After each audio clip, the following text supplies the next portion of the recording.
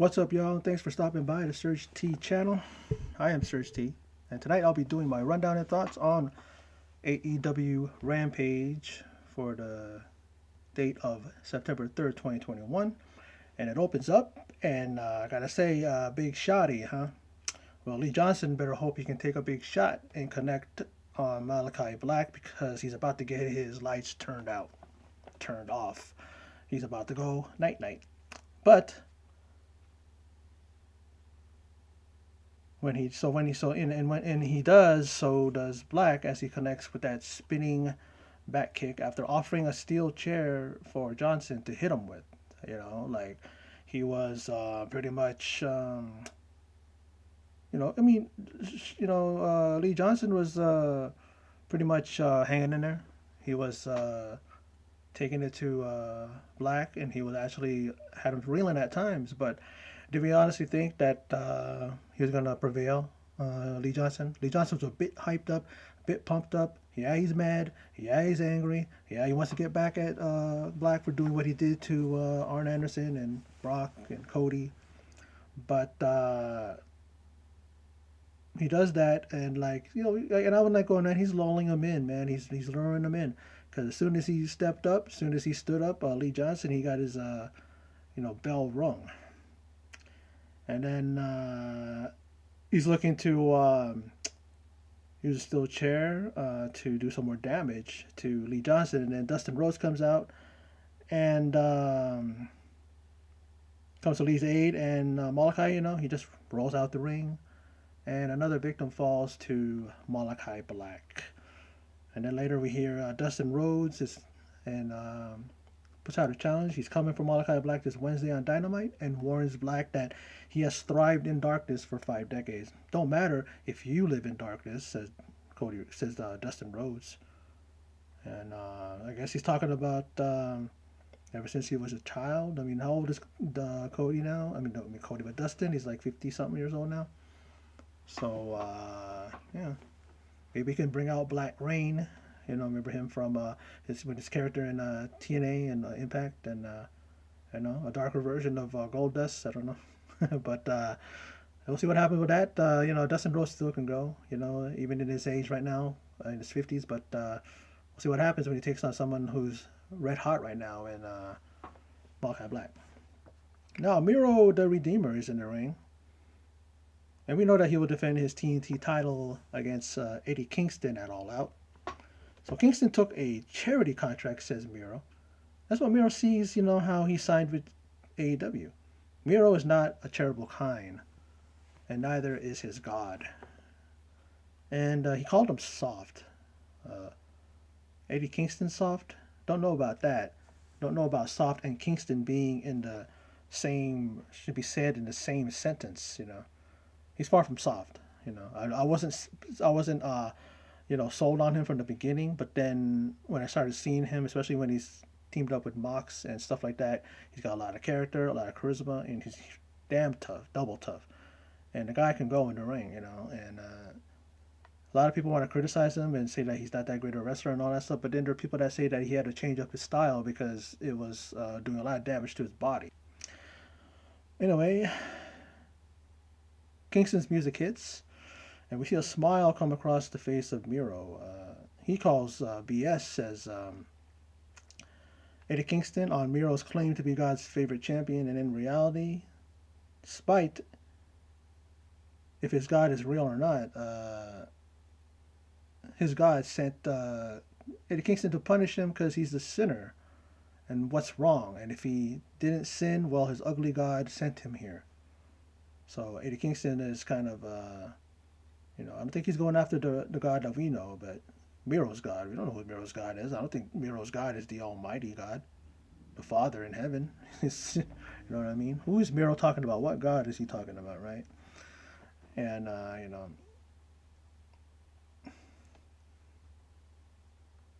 he says, and you're a stupid guy. He said, yeah, I said it. Would not let him know the chink in your armor. Every move I do, exploders, Saidos, stretch plum, and the wonderful DDT is your weakness.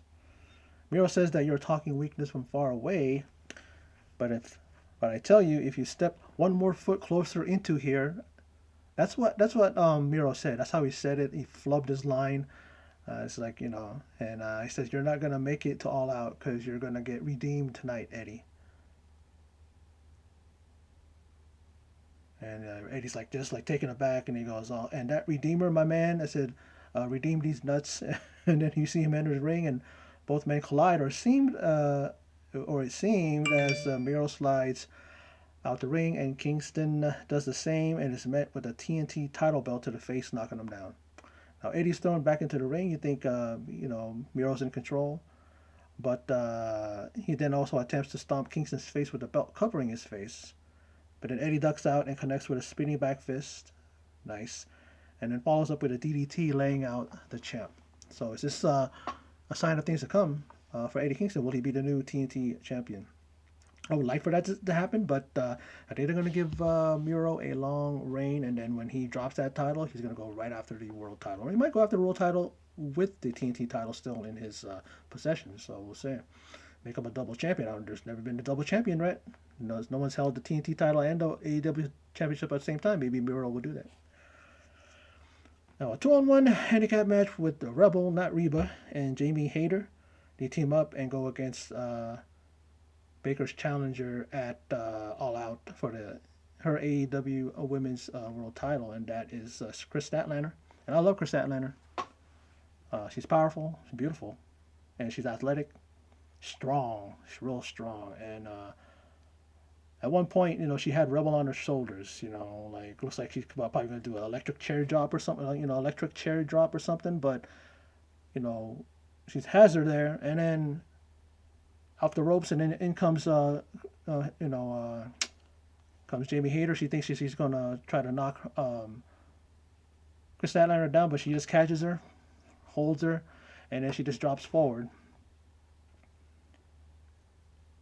She drops forward, and she drops them like they're both pieces of trash, that you throw out for the morning you know garbage guys. And then as Hayter and Dr. Britt look on, I don't know, I don't understand. Like Rebel taps out to what Excalibur described as a spider's crab submission. Chris Statlander like did a lot of the spinning around, jockeying. She was pretty much trying to get a position, and she had Rebel's legs this way and that way, and she ended up in a unique looking submission, and I guess that's what it is because Excalibur's he's well versed in all those things, just like when we call it with Corey, well, not Corey, but Nigel McGuinness on NXT. He knows all the holes, all the moves, all the things like that. And if you're confused and don't know, he always brings it up, and then you're like, okay, cool, thanks, man. And like, so I say thanks to Excalibur for letting us know. And then he does that, and she taps out. And then why did Hayter just not interfere? She just let her partner succumb to the submission.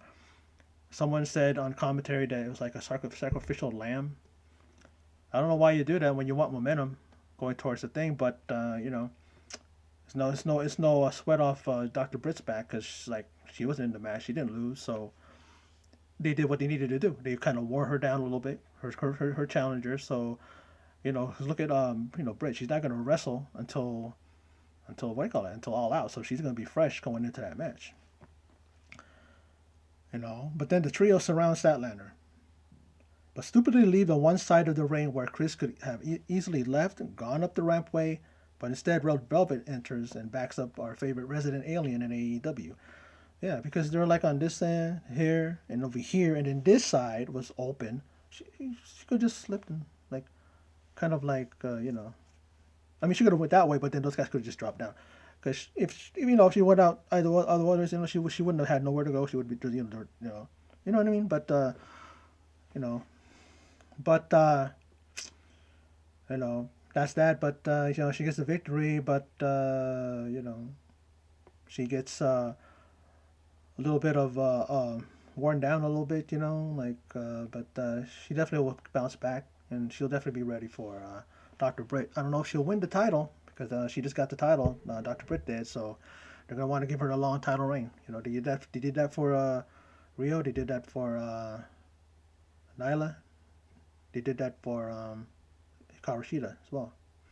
Now, Satoshi Kojima and John Moxley got physical at the press conference, and it looked pretty weak. Like when they were trading blows and the guys separating them weren't even trying. It looked like it was just like another like, oh, let's just pretend that we're going to get heated, and it looked like what do you call it? Looked like Kojima just basically was just like, oh, I'm just gonna go through the motions. Like he really did. And then when he got broken up, he just kind of like stood there like, I'm just like, oh, yeah, Mox through the table, so there's a little bit of physicality there, and it kind of made it intense a little bit, but it's just like then they just phoned it in, like didn't even look like But it's gonna be it's gonna be an interesting match, a physical match. I'm definitely looking forward to it. I've never seen Satoshi Kojima wrestle. I've heard of him, but I've never seen it, so we'll see what happens. Now 2.0 and Daniel Garcia look to stop Darby and CM Punk's match. Why? Because they can. These three guys talking a lot of trash. I mean, and they've proven themselves. I mean, I definitely like what I see from them. Especially with 2.0 when they were known as Everrise in NXT, they were starting to really move up, and they really were starting to show charisma, attitude, personality. The wrestling was their teamwork and all that, so you could see. So it's good to see them here, and you know, but they need to stop kind of coming off as how they are in recent weeks, because it's like, come on. But hey, they're making their prime target right now is CM Punk and Darby Allin and Sting, and why not?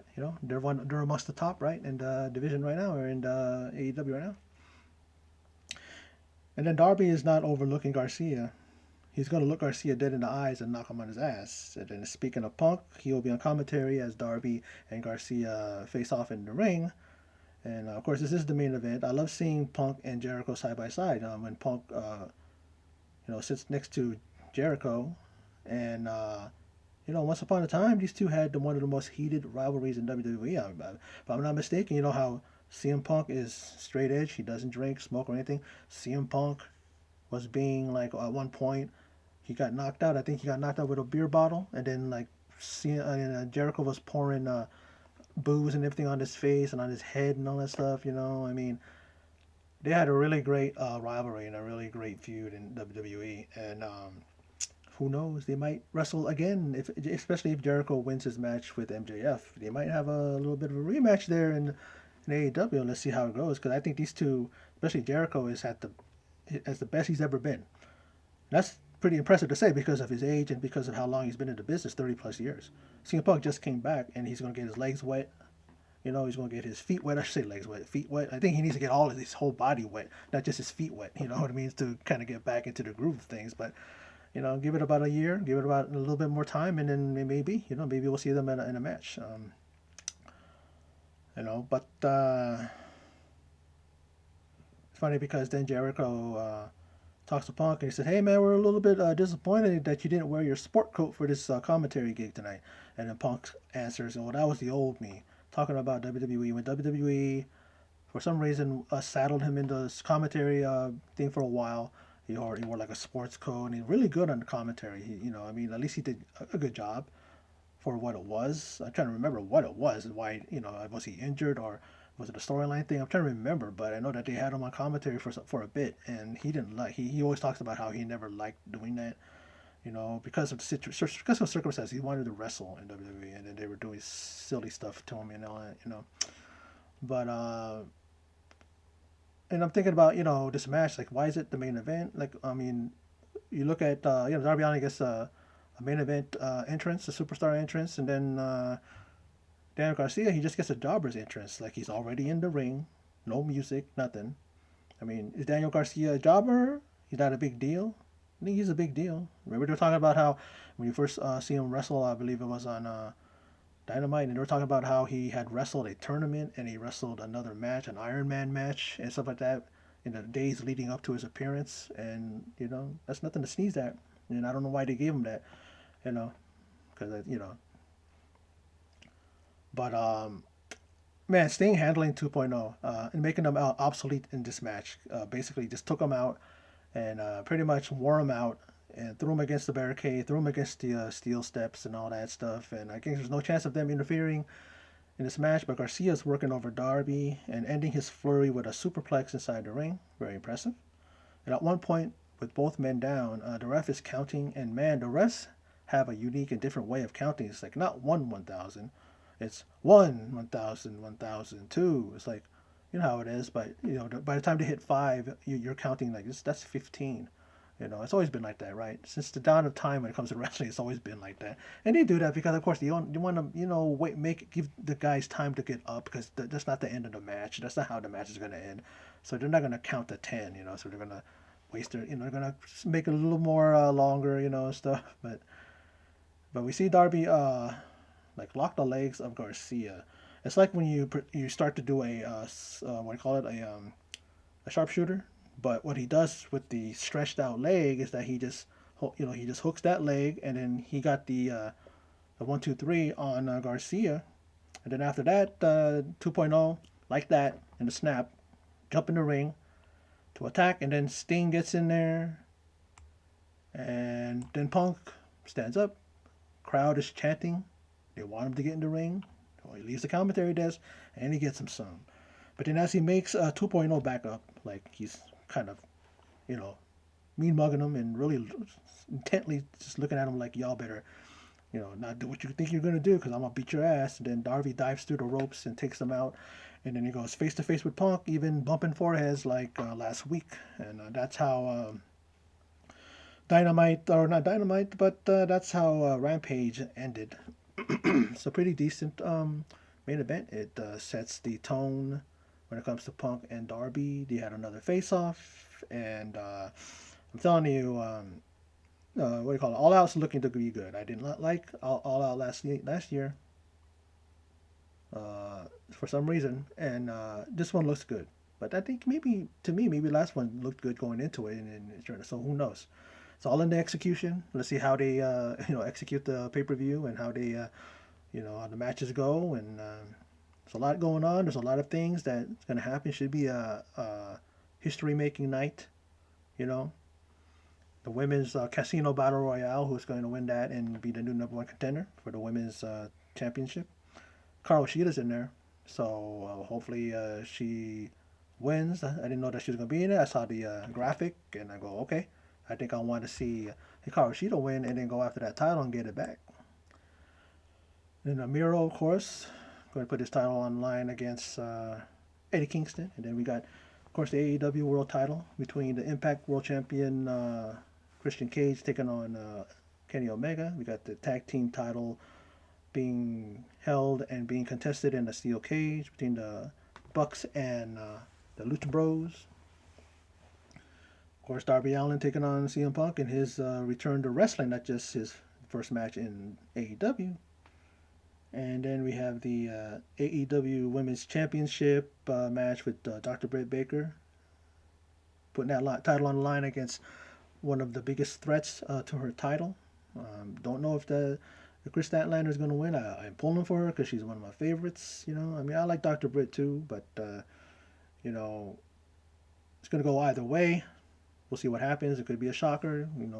She might win it and unseat Dr. Britt Baker, but I don't know if that's going to happen. So we'll see. But there's other matches going on too. But we're going to wait to All Out this Sunday, and I'm going to do a video after that and talk about it. And I'm looking forward to it.